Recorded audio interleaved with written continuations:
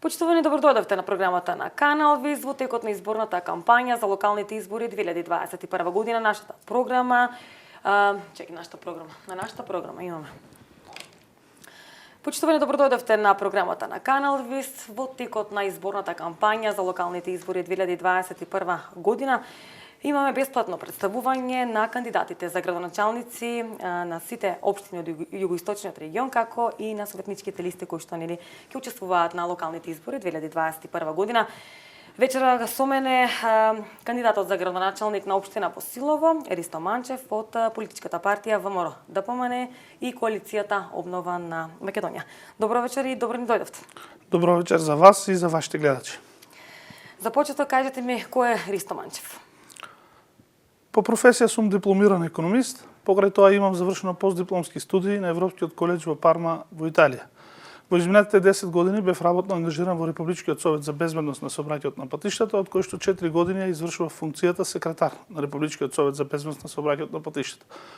Покрај тоа исто така работам и како овластен консултант за изработка на бизнис планови, што опфаќа финансиско планирање, маркетинг, истражување на пазарот и така натаму. Приватно можам да кажам дека сум оженет, семеен човек, татко на 2 деца и горд сопруг на Љубинка, која што е доктор, специјалист по абдоминална хирургија, една од ретките жени хирурзи во државата. Така, супер. Кажете ми зошто се кандидиравте за градоначалник? За жал, во изминатите 4 години општина Босилово не само што не се развива, туку и во многу области назадува. За 4 години во општина Босилово не е реализиран ниту еден крупен инфраструктурен проект со кој што ќе се решат проблемите на граѓаните, а дивите депонии станаа грда слика на сите населени места во општината. За жал исто така пак ќе потенцирам спортот, културата, традицијата, екологијата, општествениот живот во општина Босилово речиси да не постоеше во изминатите 4 години. И токму затоа убеден сум дека заедно со граѓаните, со една честна, посветена работа, со многу труд, сметам дека можеме да ја направиме општина Босилово многу поубаво место за живење за сите граѓани во општината. Моето животно мото е секој поединец има обврска да даде свој придонес за развој на средината во која што живее и токму поради тоа решив да се кандидирам за градоначалник и верувам дека заедно со граѓаните ќе ја направиме општина Босилово пристојно и убаво место за живење. Така. Кои се клучните области кон кои вие би се насочиле? За да биде општина Босилово модерна и развиена општина, неопходно е да се действува во повеќе области паралелно.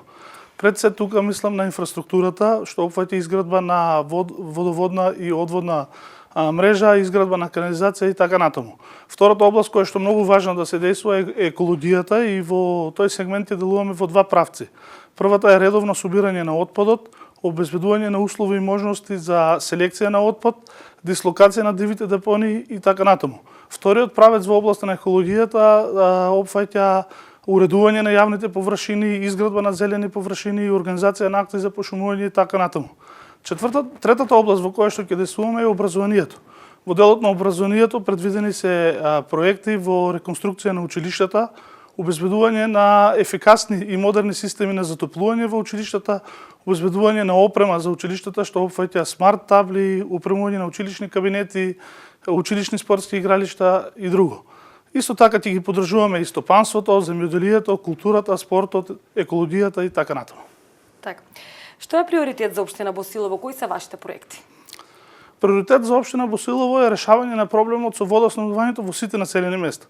Голем број од населените места во општина Босилово имаат проблем со обезбедување на чиста вода за пиење, а пред се овој проблем е изразен во селата Иловица, Дрвош, Гечерлија, Штука и другите. Прво и основно мора да обезбедиме чиста вода за пиење за сите граѓани на општина Босилово. Вториот најзначаен приоритет е дислокација на така наречените диви депонии и подигање на јавната хигиена на едно многу повисоко ниво, затоа што сега можеме да кажеме дека јавната хигиена е испод секое прифатливо ниво. Во тој контекст ќе опфатиме активности кои што се однесуваат на модернизација и реорганизација на локалното комунално претпријатие кое што е лицето на општината, а кое што за жал не функционира на потребното ниво. Исто така ќе инвестираме во како трет приоритет ќе биде поврзување на локалните патишта помеѓу населените места во општина Босилово со приоритет на локалниот патен правец Босилово Еднокуќево, доколку не се изгради во предизборниот период, како што постојат најави, а секако нели ќе бидат изградени другите патишта, реконструирани пред се Турново, Радово, Турново, Иловица и другите. Така. Според вас, што мислите, кои се недостатоците на општина Босилово, кои што вие мислите дека можете да ги промените? Мислам дека најпрвин како мала општина потребно е да има многу поагресивен пристап во работата, поголемо вложување, поголема заинтересираност.